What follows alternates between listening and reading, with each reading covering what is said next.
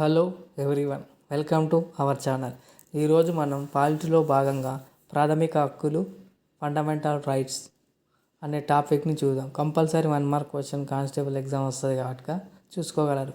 ప్రాథమిక హక్కులు అనేవి అమెరికా రాజ్యాంగం నుండి తీసుకోవడం జరిగింది. ఇవి రాజ్యాంగంలో మూడవ భాగంలో 12 నుంచి 35 వరకు 35 ఆర్టికల్స్ వరకు ఇవి ఉంటాయి. మొత్తం 7 ప్రాథమిక హక్కులు అవి: 1. సమానత్వ హక్కు 14 to 18. 2. స్వేచ్ఛా స్వాతంత్రపు హక్కు 19 to 22. 3. పీడనాన్ని నిరోధించే హక్కు 23 నుంచి 24. 4. మత స్వాతంత్రపు హక్కు 25 నుంచి 28. 5. విద్యా సాంస్కృతిక హక్కు 29 నుంచి 30. 6. ఆస్తి హక్కు 31. 7. రాజ్యాంగ పరిహార హక్కు 32.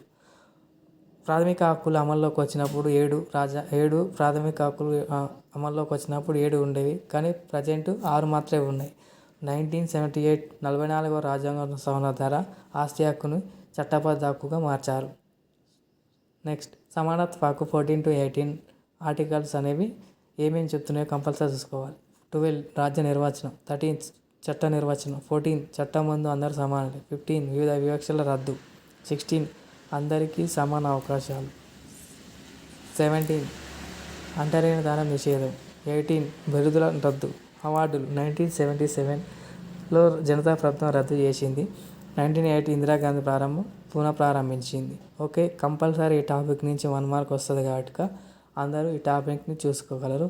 Okay, thank you.